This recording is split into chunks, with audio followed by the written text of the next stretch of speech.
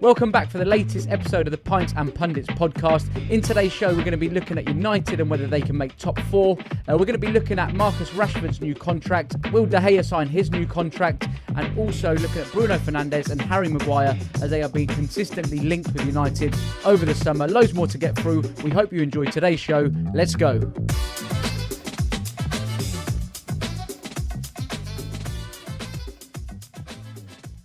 Pav, cheers. How you doing, mate? Cheers, Peaky. Good to see you again, mate, as always. Absolutely. Right, look, jumping straight into it today. Loads to get through on today's show. I want to start off by looking at the main topic of today is United making or breaking back into that top four in the upcoming season. Yeah. It looks like the money's going to be going towards Liverpool, City and Tottenham for the top three. What are your thoughts on United breaking into that top four? Yeah, I've been having a lot of conversations with fellow United fans about this, and I've mentioned, is this top four on? Is it a possibility? And they've pretty much laughed in my face, saying it's not happening. We're nowhere near it. But when you kind of look at it, from a broad sense of where the spots are going to be taken up, like you said, you got City and Liverpool going to probably be duking it out for the number one and number two spots. Spurs probably in the mix as well, so it's going to be a bit of a carbon copy as last season. I reckon it might be, and then that leaves fourth spots. And tell us about Chelsea, man. They're not looking like they're going to have a positive season. The thing is, look, obviously they lost their star player, Eden Hazard, moving to Real Madrid. We know they've got this transfer embargo. Inexperience in management with Frank Lampard obviously coming in this week as their new manager. So look, there's going to be, for me, it could go one of two ways for them as well. Maybe they're going to have a bit of a honeymoon period, as we saw with Ollie. But look, they're going to be finding it tough for sure. Yeah. How do you think Frank Lampard will kind of get on? I know we're going to go into that later on, but do you think he'll be all right? Or I think we've spoken about this before. I think it's a wrong decision from him, and I think that's going to cost Chelsea a top four spot for this season.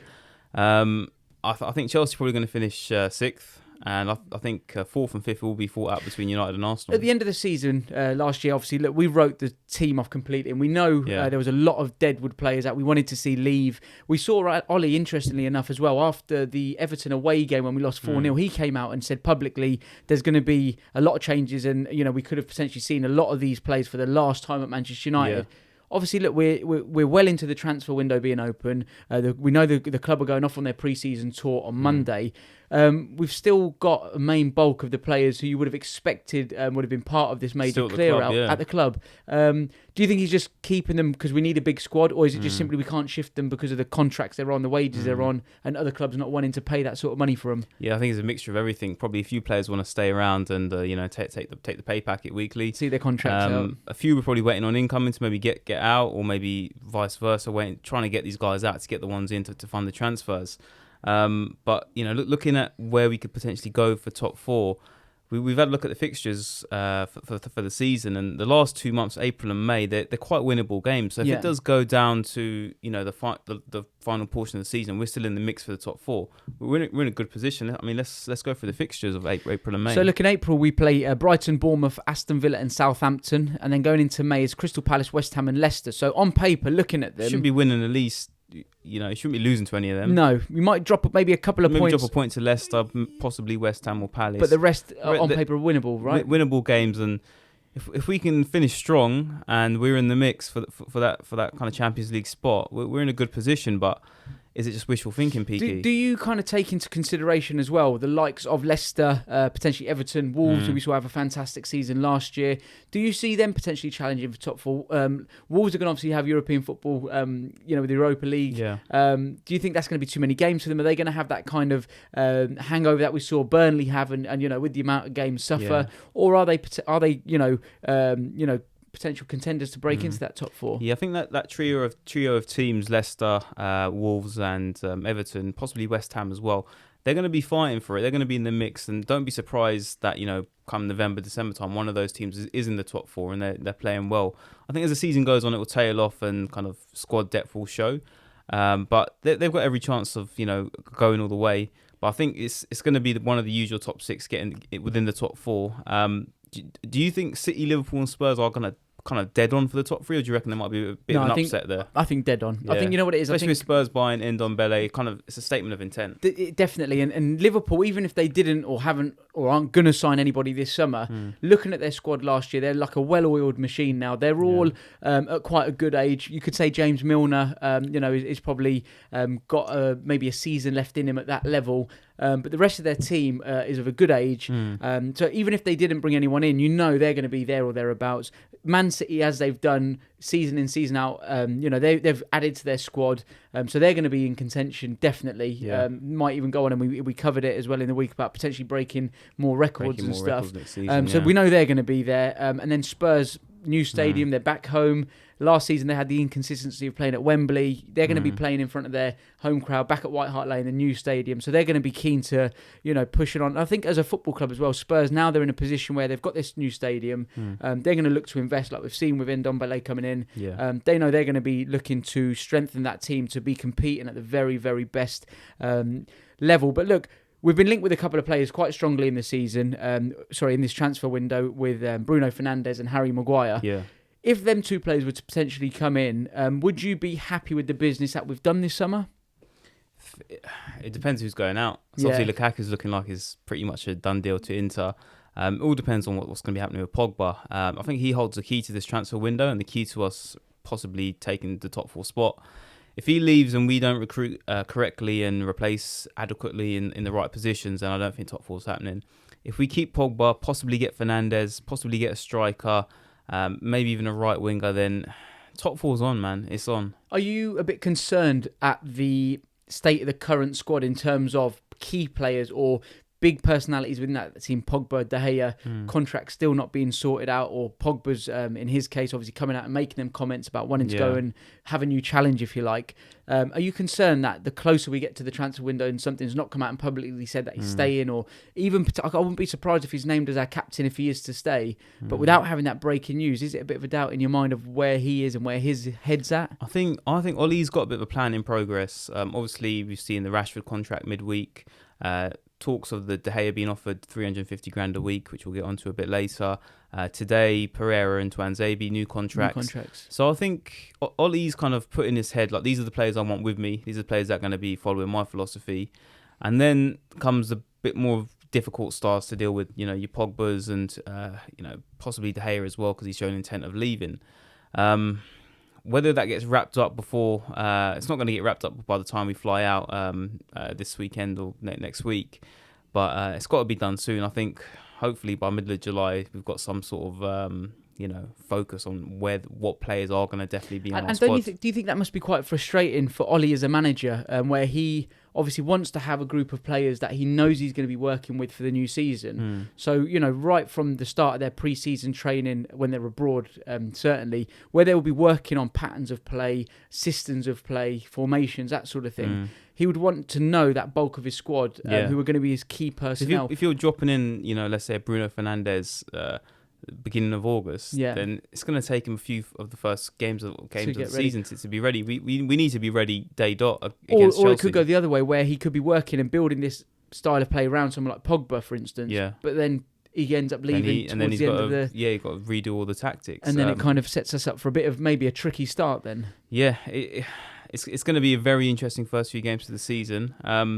Looking at the season as a whole, Peaky, what would you kind of class it as a success? So let's say the season's finished. What would be a successful season, realistically? You asked me this question, say, at the end of last season, I would have wrote us off completely. And I said, maybe 6th or 7th I would take, because of the club was in such, and still is, in all fairness, in a bit of a sorry state with the antics off the pitch as much as on the pitch. But looking at the signings we've brought in, I think we've identified that we needed a right back. The club have gone and signed a right back. Good one as well. Very good right back. We know, because we've struggled to fill that position since Gary Neville left. We had a makeshift right back with Valencia, then Ashley Young. It's just a centre back that we need to We need to sign a centre back. If we go and sign a solid centre back, and then I think we definitely need a midfielder after letting Herrera go. And we need if Lukaku goes, which looks like it's going through, then we need to bring a striker in. I don't think we can let Rashford play that role on his own. We'll go on to that. He's going to need support. Going to need support. But look, if we can sign a centre-back and a central midfielder, then I'm confident that we could go and grab that top 4 spot, because Arsenal and Chelsea... Let's say we don't finish top 4. Let's say we're 5th and top 4 was secured, by the beginning of April. So we were never really in the fight. Would Would you count that as progress, or would you count that as we're missing out? You know what? I would count it as progress purely because Ollie's first season. The club have publicly come out, and Edward would have circulated this email that we spoke about in the week about, we're investing into the manager's vision for bringing youth, and rebuilding the squad and whatever else. So as long as we can come through this season with getting these youngsters who are signed up and bringing in our own youngsters into the team, get them plenty of minutes under their belt. If we were to finish 5th, even if we were to finish 6th, but these players come with a lot of experience then, and they've had minutes on the pitch. And playing good football. Yeah. Look, we said it under Jose Mourinho, we would rather go out and lose 4-3 every week, but go and have a go. So I want these players to stand up, be a bit bold and brave, and really the start of a kind of revolution. Definitely. A pattern of playing. If we can see a pattern of playing, and Ollie's kind of embedded it into the team, and we know that set of players are all going to be there for the next season. Yeah. It's only going to get better. Then we can look at it and think, okay, there's a bit of a plan, there's a bit of a project. We can see where we're going, and I think as fans, that's what we've lacked over the last few seasons. We don't know any kind of direction of where the club is going. So at least now, let's be patient. Let's not expect to go and win the league next year or whatever. Be patient. Let's see progress and see these youngsters be embedded in for first team football at a club like Manchester United and see how we progress for sure. So Peaky, into this week's transfer news. Not as much going on as we wanted it to be. No, a lot of speculation still. A lot of contradicting reports. Let's start with one of the confirmed deals, Marcus Rashford. Signed a new contract. The actual fee was going around. Some saying it's 300,000, some saying 200,000. What we believe is 200,000, and if he's banging in goals, assists, performance-related bonuses, it could rise up to 300. Which I think is fair enough. Yeah, if you're bringing in goals and showing it on the pitch, you should be rewarded. Yeah. Was it the right thing to give him that sort of money, 200,000? Is he worth it? Will he be able to live up to the pressure of that? Whether he's worth it or not, I think the club, it's not Marcus Rashford's fault, by the way. I think it's the club's. I think Ollie has kind of played him in a position where he looks like he's going to be our main striker. He looks like. So in all fairness and in defence to Marcus Rashford, if you're the main striker at Manchester United Football Club, why are you going to be on 70, 80 grand a week? There's been a lot of criticism on him, though, because of his kind of... Look, albeit he's 21 years old, still a very young boy, nowhere near reached his kind of potential of what he can be. Yeah. But if you look at his goal record per season, I don't think he's ever really got above the 15 goal mark. Yeah, I think what he really needs in this squad, and I think the club needs to go and identify, is if Romelu Lukaku leaves the football club, I think the club needs to do everything in their powers to bring an experienced centre forward in. Maybe someone who... Do you not think that would kind of dampen Rashford's kind of progress of where they're looking to... I think maybe then what they could do is play Rashford off him as a number 10. Maybe we go and play as like traditionally 2 up front, but Rashford playing more off him in a number 10 role with a bit of a free role. I think we would see him benefit a bit more. I think he needs somebody up there with him to help look after him a little bit. He is quite slight. He's not the sort of player who's going to go and win a lot of aerial battles and hold the ball up, if you like. He's a player who's going to go and win in behind and stretch defences. So I think playing off somebody who can win, and if Romelu Lukaku did the job for us, what we saw him do for Chelsea and for West Brom, he would have been the ideal man. Someone as a target man who can hold the ball up, who can kind of flick headers on, but we unfortunately saw him do none of that. But Rashford, I think, definitely needs somebody up there with him. I just hope we're not expecting to put him up front on his own and kind of go and get us 20 plus goals a season, because it's not going to happen. I think one of the things with Rashford is I think a lot of people forget that he broke in at a very young age, Europa League. He broke in under Louis van Gaal, and then he's just been bouncing around from manager to manager, going through different formations, being played down the middle, up top, being played on the left, given defensive duties. During that whole time, he should be developing his game, not being trying to learn a different formation every season. So I think once Ollie's got him nailed down to a position and train him specifically for that position, I think we could see about 20 goals from him and next season. And I think that's the development that we are seeing in the football club, that we're going to sign specialist players for specialist positions. Exactly, so right backs, Wan-Bissaka's a right back, we've gone and signed him. Exactly like you just said then. Marcus Rashford, I'm sure he's let the manager know now, Ole Gunnar Solskjaer, where he wants to play, where he feels his best position is. Looks like the manager's agreed with that, and he's prepared to stick with him and play him in the position where he feels he'll get the best out of him. Definitely. It's going to be interesting to see how Rashford gets on next season. Definitely. Another Englishman, Harry Maguire. This was quite a big story earlier on in the week. So it was reported that United made a £70 million bid, quickly rejected with reports stating Leicester want £90 million for him. That's absurd, isn't it? I know there's this inflation, United tax, whatever else, but £90 million. That's a heck of a lot of money for Harry Maguire. You look at Liverpool went and signed Van Dijk, who 75 mil or whatever it was, and people thought that was a bit of a risk. He's one in a blue moon that turns out to be as good as he is. Yeah. If you look how quality he is, but Harry Maguire, £90 million. What are your thoughts on it? When I saw the 70 mil bid, I thought, okay, United are showing some intent here. Probably getting extorted with the 70. Could have maybe got away with the 50 or 60 million, but even 70 is a push for me. Yeah, massive push. A push. Massive push. And Leicester wanting 90 million. Do you see United paying it? I think we would be stupid enough to. I think the world knows how desperate we are for a decent centre back. That's where we're getting extorted a bit, because people know that our biggest hole right now is a centre back position, and if you want to fill that hole, it's going to cost. We've spoke about this off air as much as we have kind of on air as well, where we've both said, why not just go and sign somebody like Toby Alderweireld? I've been pulling my hair out over this because I know you rate him quite a lot, and you think he would come in for a couple of, even if it's for a couple of seasons, you think he'll come and do a job. I get what Ollie wants to do. He wants to buy young, wants to buy for the future, but. Look, 25 million for Toby Alderweireld, and he's going to come in. He's in the prime of his career, instant impact, leader of the played in team, the Premier League, played in the Premier League, Champions League experience as well. So he's got a head on him. Played at the World Cup as well, and he'd lead that back line. 2 years he'll do a good job there. During that 2 years, go out and scout and the next Delit and save yourself that £90 million. Save yourself the 90 million. The thing is, in over the years, we've seen it where Sir Alex Ferguson, he brought Laurent Blanc in at the time. He went and signed Henrik Larsson, for free at one point, just to play a portion of games. So, it's like you said, it's not the be-all and end-all of going, and it's not going against everything Ollie's looking to do by going to sign somebody like Toby, given his age. But we do need that balance of a bit of experience. And I think you probably need more experience in defence than you do further up the pitch, purely because that's where you're leaking goals. Defence is where you need the mans that are going to... command it. Not Harry Maguire, who's going to come into Old Trafford, look around and think, oh, I'm at Old Trafford. Yeah. Do you think he could handle the pressure if we were to bring him in? I don't think he could. Yeah. I think he's a good player. I think he'd definitely improve our defence. Yeah. But would he resolve the major problems we've got back there? I still think we'd leak goals, and I still think that defence would look dodgy up against a top quality side. But in my opinion, Harry Maguire, as good as he is as a defender, aerially, I think he was ranked the best in the Premier League last year for winning duels, with other players. But I think what United need right now is a leader as a centre back. Like Victor Lindelof, I think he's done well, and he's kind of finally come into his own, and we're seeing the sort of player that we expected to see. But he's not a leader who's going to go and shout and scream at his defence and whatever else. Even he needs somebody next to him. And I class Harry Maguire as that sort of player. He needs like a centre-back next to him, like he has had in Morgan at Leicester, if you like, club captain, who kind of took him under his wing a bit. And I don't think he's going to bring that leadership quality, that we definitely need at United. So... Yeah, I really hope we don't sign him. I've got a feeling United are going to press it, because there's a lot of stories coming out that Phelan spotted him when Phelan was managing at Hull, brought him to the first team.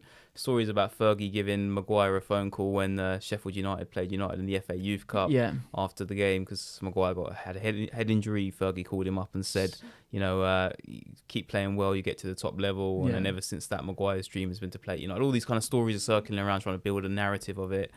I think United are going to press it. Whether they pay the 90 million, I'm not too sure. Another player that's been linked for the last few weeks now, and it's just been hotting up, and we're just waiting for something to break on the major news networks, is Bruno Fernandes. It's on, it's off.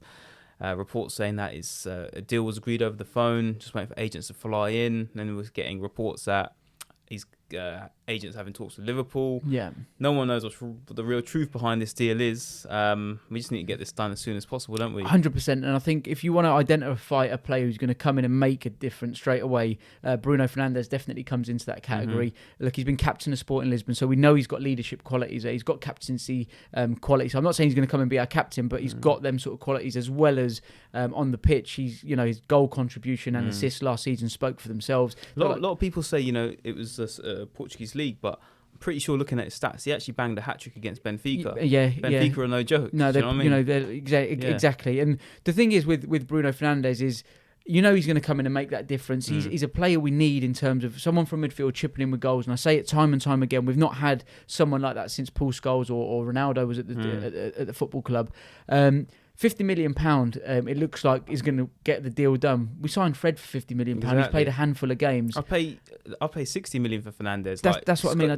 Go above that asking price. Just to secure him. Secure it, get him in. Because if we don't, and we do dilly-dally with it, he's going to go to a club like Liverpool. Yeah. And he will take them up a notch. They're already a very, very good side. But if he goes there, he's going to take them, to a different level. I think this one's gonna rumble on. I do think we will sign him. I think the club will sign him. I just think we're going to come out of it the other end, and everyone's going to say, "Why the hell did it take you so long to get the deal done?" And we look like inexperienced. Maybe hinging on Pogba, but we'll have to see on that. Definitely. On to United's number one, David De Gea. Reports in the week saying that we've offered a contract to him that's going to make him the highest paid goalkeeper in the world, looking at about 350,000 a week. Look, money's an option to give him this and that. You can offer the money, but the question I want to ask, I want to know from him is the fire still in him to play at Old Trafford? No, it's not. I saw it last season. Saw uncharacteristic mistakes from him, and it wasn't. So okay, so you're saying that his fire's not there, but would you still want him at the club then? Or would you actively? I think it might be time for him to move on. Yeah, I think it might, because, like I said, we saw a few uncharacteristic mistakes from him. Now, if he stays and all of a sudden we see man of the match performances out of him again, then we know it was just his head was all over the place due to money.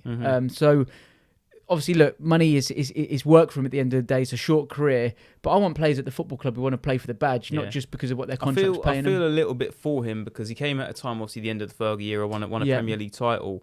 And, really grew into one of the world's best keepers, keeping us alive, most seasons. Can't knock him for what he did. But look at what he's won at United, obviously, Europa League and FA Cup, and obviously the main one being the Premier League title. But he's in a point of his career right now where he wants to, win a Champions League. He wants to go and Do you think he looks back and regrets his time at United, thinking, just before I got here, they were turning titles year in, year out and other trophies. And he looks at his trophy cabinet now and thinks, if I buggered off to Madrid when I first came out and said I wanted 4 Champions Leagues later, do you know what I mean? I don't think he regrets it. Look, the fans love him. We're always chanting his name at Old Trafford. He's always clapping the fans. You can see when United, score a goal, he celebrates hard. He means it to him. Yeah. So he's definitely got a love for United, but I don't think he's playing for United for the right reasons. Yeah, and I think that's the hardest thing, I think, to accept as a fan, because I'll never knock him for what he's done for the football club. But if his heart's not there, unfortunately, I think it might be time for him to move on. I think it could be as well. Definitely. Right, guys, is that part of the week where we take on the viewers' questions? All of the questions that we're going to be tackling this week have all been sent in on our community page on our YouTube channel. So if you guys have got any questions that you would like us to feature in future shows, you can put them in the comment section of this video, or hit me up on any of the socials at Peaky Pundit. Give me a direct message and we'll do the best we can to include as many as we can. Jumping into it then, Producer Pav, we have got Kev Russell. Your predictions for who will perform the best during pre-season tour. I'm going to get your opinion on this one first. Interesting question. It is, yeah. Obviously depends who's going to be flying out, but it looks like the squad's pretty much finalised. Looking forward to seeing Daniel James, obviously. I think he's the name on everyone's lips. Daniel James. Buzzing to see him play. I think he's going to tear up some players on that pre-season tour. Obviously, look, it's pre-season. Yeah. It's to get the players fit, to get a formation in place, and just get the energy going. But Daniel James will play well. I'm not sure when Wan-Bissaka's actually going to feature, because he's probably going to take a rest after the under-21s. But obviously, looking forward to him featuring. I think Shaw's going to have a good pre-season. Yeah. And it looks like he's been doing a lot of work on his own as well. Yeah, when the pictures came in, when they all returned to character, and he looked very in shape, so that's pretty good. And I really want Martial to do well this season, so hopefully he builds some confidence and scores some goals. What about you? Definitely the two new boys. I think they're going to come in. I think Daniel James just can't absolutely wait to get going. I know he was doing his own private stuff off his own back out in Dubai. Yeah, I was very impressed by that as well. You see that and you think, that's what I want to see in a youngster. I want to see someone who's, not posting hotel videos and whatever they're up to. But he's definitely one. And like you said, for me, out of the norm, I just want to see them players who look like they lost a lot of confidence towards the end of last season, like Martial, even Lingard, to be fair, given an opportunity to get their confidence back up. I'm not totally sure Greenwood's going out. I was just going to say the youngsters. I'd love to see Greenwood. Last game of the season, I thought he did very well. Yeah. I know it was nothing to play for, but yeah, let's see. But definitely the new boys. I'm sure a lot of you guys are going to be looking forward to seeing them. On to the next one, Sean Abrahams. What would be a successful transfer window to get United into top 4? Yeah, well, we've kind of gone into it already. So just to kind of wrap that back up, we're looking for a centre back. I'd say Toby or maybe Maguire. Looking at Bruno Fernandes, I think Jadon Sancho's needed, but that's very doubtful that's going to happen. And then the striker, possibly Ben Yedder. Yeah. I won't go into it too much detail. I think producer Pavs, like we said, we've covered it, and he just covered it as well. But I think just a striker. I don't know who that is going to be, if it's Ben Yedder or, we just have to see who's going to be there. On to the next one, Jay the Red. Would you rather see Premier League proven players signed or exciting players from abroad? Interesting question. Yeah, I mean, a lot of people have said that about De Ligt or Maguire. Obviously, Maguire's Premier League proven, and De Ligt's proven abroad. It all depends on the caliber of the player, I think. Obviously, Premier League's a big league to adapt to, and 4 out of 5 players would need to adapt to it, whereas actually coming in and making an instant impact. I think right now, probably, I'll say Premier League proven, just because United are looking for an identity. Yeah. And we need players that know the kind of philosophy and the history behind United, and a Premier League player or English player would know that. It seems, like you just said, it seems Ollie is keen to bring in that kind of whole ethos about young British players, being the core part of the team and the squad, if you like. I don't mind us going, like you said, going to sign European players or people from further abroad, further afield, as long as they understand what the club is and what the whole kind of what it means to play for the football club. But anyone who can adapt to playing in the Premier League, I'm happy to sign. I just want to go and see us sign players who are going to come and make a difference to the squad, for sure. Moving on to the last question for today, Robert Grant, who do you see racking up the most assists for United next season? Tough question. Tough question. I would love to say James, but I don't think it's his first season. Do you think he's going to play a lot of Premier League games, or is he going to be maybe fed in slowly? I think he'll be fed in, but I think he's going to make an impact at the games he is fed in, and then he'll command the spot, I think, towards the second half of the season. In terms of most assists, I'm gonna say Martial. I think Martial's going to be on the ball a lot, feeding likes of Rashford and midfielders coming in. I think he'll score a fair few, but I think he'll also assist as well. I think Pogba's going to stay. I think Ollie's going to be doing whatever he can in his power to keep him. He made it very clear he wants to build the team around him, and he wanted him to stay. So I'm going to go for Pogba. I think he will stay, even if it is just for one more season, just to help these new guys settle in. But, might sway it for him to stay even further longer if we do have a very good season next year and get into top 4. But I'm going to go for Paul Pogba. Okay. I think he's going to be in the mix as well. I hope so. Let's hope. Cool. So on to some general news now. Frank Lampard got announced yesterday on a 3-year deal with Chelsea. Obviously, his first real competitive game is against Ollie and Man United. So how do you see the opening game going? I think United are going to be very confident. Yeah, Old Trafford Old Trafford being the home team. Ollie is going to be so keen to get off to a good start, get the 3 points on the board, and maybe to get one up over Frank Lampard as well, from their playing day. I think he'll and look, I think the players are going to be keen to get back into Old Trafford, to play in front of the home crowd. I think the fans will be up for it. Definitely. They'll be ready to cheer these boys Especially if we see, like we said, a centre-back and a centre midfielder come in. I think the fans will look at that and think, you know what, we're not in a bad or as bad position as we thought, and I definitely think they'll be up for the game. I think we'll walk away with 3 points on that Sunday. Score prediction? I think I said 2-0 before. 2-0. I'll stick with 2-0. I reckon 2, even potentially 3. I think 3-0. Yeah. I think Chelsea, they're going to struggle next season. I think they're really are losing Hazard. I think they're going to struggle as well. Look, going on to our noisy neighbours as well, City signed Rodri as well this week for a club record fee of £62.5 million. Is his signing, just going to take City to that next level and away from everybody else? Yeah, I mean, if you look at them last season, Mendy was injured for half of it. Yeah, he's a top class left back. Kevin De Bruyne was out for half the season. That's one of the best midfielders in the world, and he's like a big player for them as well, right? One of their best players, yeah, and. If they come in, those 2 players come in fit with an addition of Rodri as well, plus Sterling, Bernardo Silva, David Silva, Aguero chipping in as well, as he always does. Sane didn't even hardly play last season. That's ridiculous. When you look at a player like Sane, and he gets 20 minutes here and there. There's no stopping City, man. They're gonna be the team to even get a point against. What do you think? Obviously, look, last year, in my opinion, if there was 2 or 3 games left to go, I could have potentially seen City buckling under pressure, because Liverpool looked like they were flowing and their confidence was, they just looked a lot more confident than City in them last sort of few games. Yeah. Do you think the pressure from the word go this season?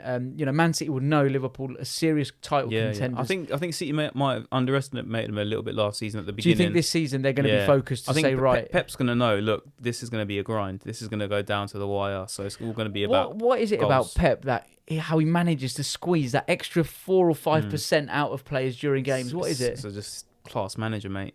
A manager of the modern game. Yeah. Whereas Jose was a manager of the previous game. How football used to be played. Same with Klopp. He's the exact same. He squeezes it out of the players. Look what happened. If Van Dijk came to United instead of Liverpool, Van Dijk wouldn't be this good of a player. Yeah, it's because of So take Ollie, for instance, just before we go into the last part of today's show. Ollie's a new manager, managing at the top level. Could you ever see him get into a level like Pep where, tactically he's at that level? From what I've seen of Ollie, he's kind of modelling his managerial career a lot of what he sort of learned and picked up from Sir Alex Ferguson and the whole kind of club traditions and that side of things. But tactically, he's way off for me. Do you think we could ever see him get to that sort of level, or are them sort of managers just born in a different kind of way? It's tough to say. I hope he does. Yeah. I hope United as a team that he does it with. But I don't think he's going to be on that kind of super manager level for at least 4 or 5 years. But that doesn't mean he can't be a successful manager. Yeah. Look what Zidane done with Real Madrid. A lot of people criticise Real Madrid tactically and say, that they didn't actually change much when Zidane came in. There's more of a kind of uplifting energy and just putting the right chess pieces in the right places rather than managers like Klopp and Pep who kind of reinvented a playing style. Zidane just kind of went in and made what was good better. So maybe Ollie can do that. Just quickly, Pab, because I just thought this as we were talking as well. When David Moyes come in, one point I made is that he was wrong to change all of his backroom staff. He should have kept Phelan and people there to help him ease into it. Second time round, Ollie's come in. He's brought people like Mike Phelan back in, and Carrick's still there since his time over Mourinho. But people have also made the comments that Mike Phelan now is out of touch with the modern day game, as we touched on. Does Ollie need to switch up his backroom staff to bring in people, say, who are more clued on and tactically kind of shrewd in European football? Because Phelan's from that kind of old school era. How do you feel about that? I think we've got to see how the first season plays out. Yeah. If this first season's a bit of an unsuccessful one, let's say we finish 7th and poor cup runs, I think then we're gonna have to look at the coaching staff and the starting 11, see where we've got to make changes. We're on that. Yeah. Brilliant. Look, right, for the last part of the show, as I do at the end of each week, I hand the reins over to producer Pav. It's currently 3-2 in the series to producer 3-2. Pav. Over to you, Pav. We're in talks of what the forfeit's going to be. So before the start of the season, we'll redo the scores, but we'll see what the forfeit's going to be. But the hat's staying. The hat is staying. All right, cool. So this one, we've got a quiz. I remember you telling me that Paul Scholes was your favourite United player. Yeah. Yeah. Oh God. So we're going to test your knowledge on him a little bit. So don't ask me his birthday. So there's 3 questions here. Okay. I'll see how many you get right. So true or false? Scholes only scored 20 goals or above in one of his 19 seasons at United. True. Yeah. Yeah, you're right. Yeah, true. Yeah, it's the bonus point for the year. 2003. 02-03, yeah. Was it? Yeah. He had 52 appearances and 20 goals. 20, yeah. And then the other seasons are kind of, he's just a couple short or one short. That was his kind of best scoring season. Mate. It's not bad, mate. All right. Cool. So if you get the next one, you basically done it, this week. Over or under? Yeah. He's won 10 Premier League titles with United. Over. Yeah, he's won 11. Has he? Yeah, he's won 11. Go on then, last one to wrap it up. So Martin Tyler, after Paul Scholes' goal, commentary famously said, Paul Scholes with the most brilliant goal. It was a volley from a corner. Against Bradford. Bradford? You sure? No, it's either Bradford or Villa. He scored a cracking one against Bradford away at, I forgot their stadium name, but when Beckham swung it over in the blue navy kit. But then at Villa, we were in that white kit.